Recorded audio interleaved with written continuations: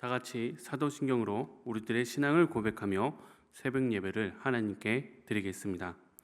전능하사 천지를 만드신 하나님 아버지를 내가 믿사오며 그 외아들 우리 주 예수 그리스도를 믿사오니 이는 성령으로 잉태하사 동정녀 마리에게 나시고 본디오 빌라도에게 고난을 받으사 십자가에 못 박혀 죽으시고 장사한 지 사흘 만에 죽은 자 가운데서 다시 살아나시며 하늘에 오르사 전능하신 하나님 우편에 앉아 계시다가 저리로서 산자와 죽은 자를 심판하러 오시리라.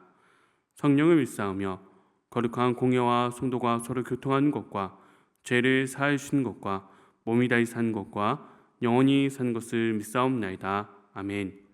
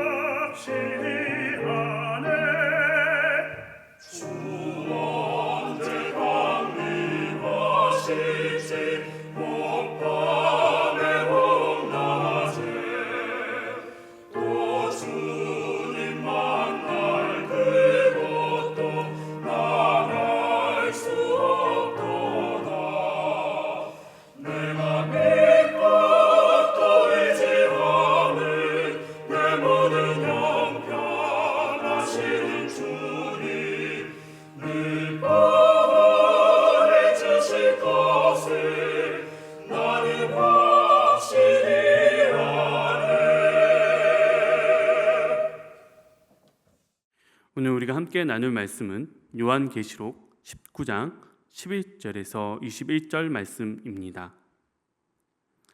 또 내가 하늘이 열린 것을 보니 보라 백마와 그것을 탄 자가 있으니 그 이름은 충신과 진실이라.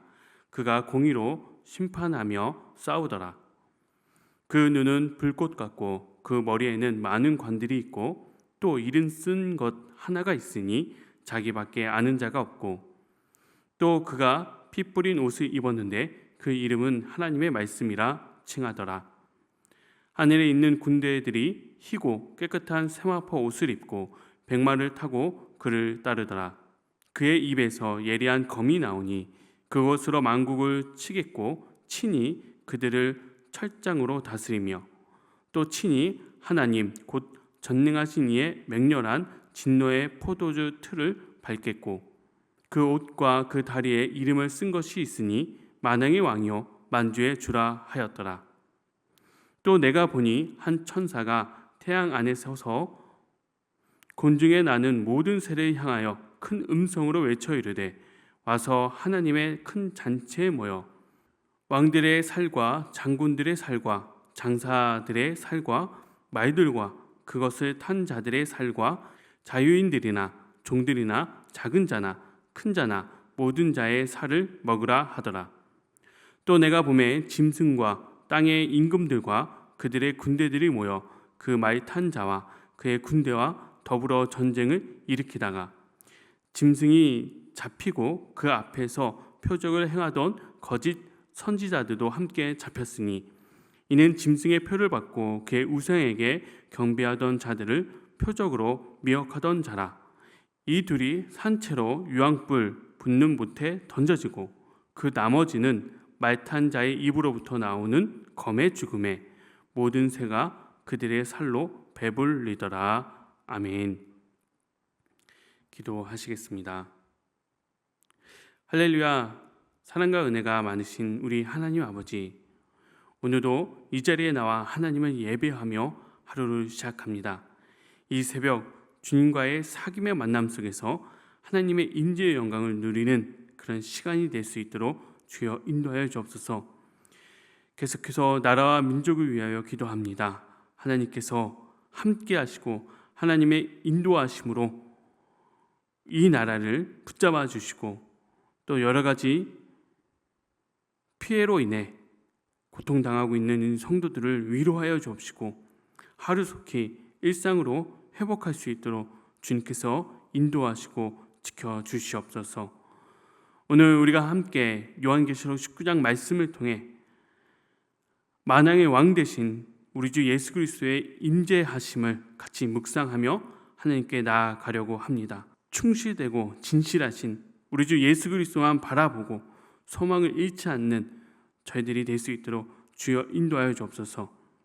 오늘도 각자의 자리에서 살아가는 우리 모든 성도님들 한 분 한 분을 붙잡아 주시고 우리들의 기도와 우리들의 찬양과 우리들의 예배와 우리들의 삶의 고백을 주님 기쁘게 받아 주시옵소서.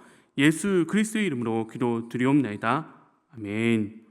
오늘 본문 말씀을 보면 마치 히어로 영화의 클라이막스의 한 장면을 보는 듯한 느낌이 듭니다.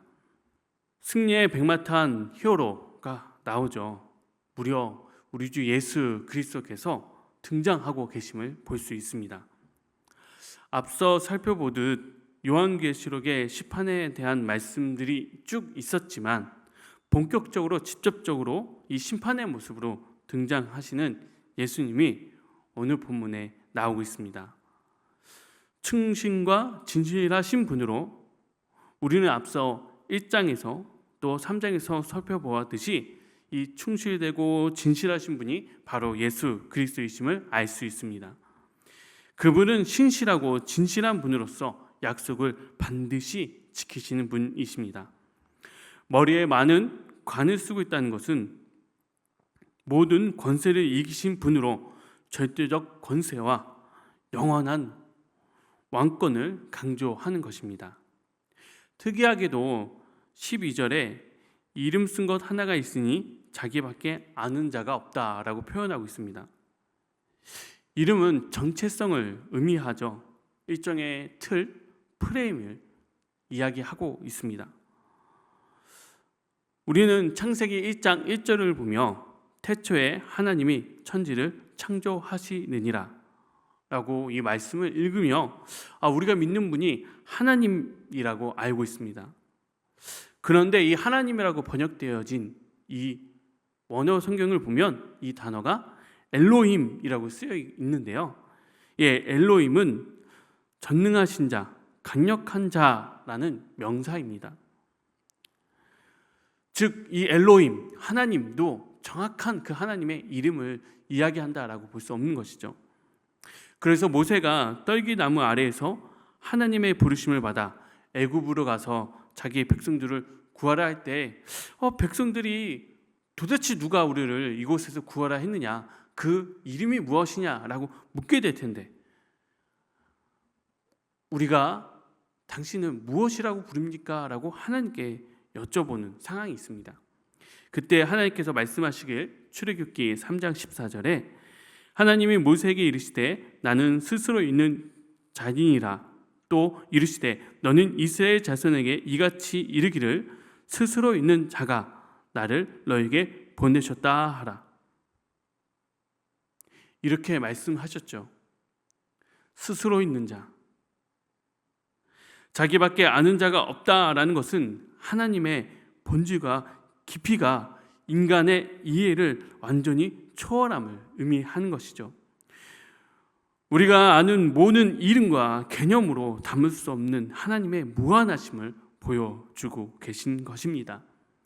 어떠한 프레임, 어떠한 틀을 넘어선 하나님께서 인간의 언어와 상식을 뛰어넘는 이름으로 다시 오시겠다라고 말씀하신 것이죠. 그런 하나님께서 깨끗한 세마포를 입고 백마를 탄 군대가 이 예수님을 따르면서 오고 있다라고 표현하고 있습니다. 그런데 생각해 보면 심판의 날에 예수님을 따르는 군대, 무장을 한 그런 멋진 군대가 와야 하는데 깨끗한 세마포를 입고 승리의 상징인 백마를 타고 오고 있다라고 이야기합니다. 이는 하늘의 군대가 승리가 이미 확정되고 오고 있음을 보여주는 대목입니다. 전투복이 아닌 승리의 예복을 입은 것은 싸움이 아니라 승리의 행진임을 의미하는 것이죠. 그래서 15절 말씀을 보면 군대가 직접 와서 전쟁을 치르는 느낌이 아니라 예수님께서 일당백으로 이 싸움에서 이 전쟁을 치르고 계시는데요. 무려 예수님의 입에서 나오는 예리한 검으로 만국을 치고 있음을 보여줍니다. 즉 말씀의 권능으로 모든 것이 다 이루어진다는 것을 의미하는 것이죠. 세상을 말씀으로 창조하신 하나님은 악의 세력 역시 말씀으로 물리치고 계시는 것을 보여주는 것입니다. 그분은 만왕의 왕이요 만유의 주라는 최고의 권위를 나타내는 말씀을 갖고 말이죠. 그리고는 하늘의 천사가 태양 안에서 새들에게 초청하여서 하나님의 잔치에 모여 살을 먹으라라고 이야기하는데요. 뭔가 좀 이상합니다. 먼저 잔치에 모두 와서 먹으라고 하는데 계시록 19장 18절 말씀을 보면 왕들의 살과 장군들의 살과 장사들의 살과 말들과 그것을 탄 자들의 살과 자유인들이나 종들이나 작은 자나 큰 자나 모든 자들의 살을 먹으라 하더라. 큰 자나 작은 자나 종들이나 자유인들이나 중요한 것은 그것이 아니라 예수 그리스도의 대적자들의 끝이 이렇게 된다는 것이죠. 고대 전쟁에서 새들이 와서 시체를 먹는다는 것은 이 전쟁이 끝난 뒤에 이 전쟁터에 이 시체들을 처리할 수 없을 정도로 아주 정말 처절한 패배를 의미하는 것입니다. 20절에 등장하는 짐승과 거짓 선지자는 우리가 13장에서 이미 소개된 두 짐승을 의미합니다. 첫째 짐승은 바다에서 나와 흉악한 모습을 하고 있으며 적 그리스도를 상징했죠. 두 번째 짐승은 땅에서 나와 어린 양 같은 모습이지만 용의 목소리를 내며 거짓 선지자를 상징했습니다. 이 둘은 모두 사단의 하수인 역할을 했던 존재들로 하나님을 대적하고 성도들을 미혹했던 악의 세력들이었습니다. 그런데 이 두 존재가 다 붙잡혀서 유황불 못에 던져진다고 말씀하고 있습니다. 그 대장되는 마귀는 다음 20장에서 붙잡히게 되죠. 나타난 짐승 등 거짓 선지자들은 산채로 유황불에 던지게 되고 남은 자들도 역시 새들의 먹잇감이 될 뿐입니다. 즉 예수님의 심판 전쟁은 아주 큰 승리를 의미하며 원수들에게는 아주 풍비박산이 난다는 뜻입니다. 말씀을 묵상하면서 이런 생각을 했습니다. 말세 때 예수님은 분명히 세상을 심판하십니다. 앞서 나온 이 상상하기 어려울 정도의 이 원수들의 공격 앞에 예수님이 승리하는데 예수님도 뭔가 기이하고 놀라운 이적들로 원수들을 물리치지 않으실까라는 상상 말이죠. 마치 예수님이 공생의 시절에 예수님이 행하시는 놀라운 기적들로 고통받는 자들을 해방시키지 않으실까라고 생각했던 당시 사람들처럼 말입니다. 그러나 예수님은 그런 이적과 기적이 아니라 말씀으로 세상을 심판하고 계십니다. 하나님을 대적하는 원수들에게, 거짓 선지자들에겐 무서운 심판의 날이 될 것이며, 견디고 인내한 참된 그리스도의 자녀들에겐 최종 승리가 되는 그날이 예수 그리스도의 말씀으로 이루어지고 있는 것입니다. 오늘날에도 적그리스도인과 이 거짓 선지자들의 영이 활동하고 있습니다. 하나님을 대적하는 세상의 가치관들이 진리를 왜곡하고 거짓 가르침을 이야기하고 있습니다. 그러나 오늘날에도 예수님의 말씀은 생명력 있고 예수님의 말씀으로 이 거짓 선지자들과 거짓 가르침이 심판받게 되는 것이죠. 그래서 어떤 이들은 신앙생활을 결과를 다 알고 보는 스포츠 경기와 같다라고 이야기하기도 합니다. 마치 5대0, 10대0 이미 이기는 게임을 느긋하게 보는 그런 스포츠 경기 말입니다. 때로는 악이 승리하는 것처럼 보일 때가 있습니다. 의인이 고통받고 악인이 형통하는 것 같아 보이기도 하지만 분명히 오늘 우리가 함께 나눈 말씀에 이야기하고 있어요. 최종 승리는 우리 주 예수 그리스도이십니다. 결과를 다 알고 보는 경기처럼 우리도 오늘 하루 최종 승리자이신 예수님과 동행하는 삶을 살기 바랍니다. 세상에 아무리 어둡고 악한 세력이 기승을 부려도 우리는 이미 이기신 주님 편에 서 있는 것입니다. 오늘 하루 직장에서, 학교에서, 가정에서 또 우리가 만나고 있는 크고 작은 어려움 속에도 이 확신을 갖고 살아가시길 바랍니다. 아무리 세상 가치관이 우리 가치관을 흔들게 하려고 할지라도 우리는 만왕의 왕이요 만주의 주 되신 예수님 편에 서 있으면 되는 것입니다. 주님 안에서 흔들리지 않는 소망으로 오늘도 담대히 살아가는 저와 여러분들이 되었으면 좋겠습니다. 우리 같이 주기도문 하고 기도했으면 좋겠습니다. 주기도문 하시겠습니다. 하늘에 계신 우리 아버지여, 이름이 거룩히 여김을 받으시오며 나라가 임하시오며 뜻이 하늘에서 이루어진 것 같이 땅에서도 이루어지이다. 오늘 우리에게 일용할 양식을 주시옵고 우리가 우리에게 죄 지은 자를 사하여 준 것 같이 우리의 죄를 사하여 주시옵고 우리를 시험에 들게 하지 마시옵고 다만 악에서 구하시옵소서. 나라와 권세와 영광이 아버지께 영원히 있사옵나이다. 아멘.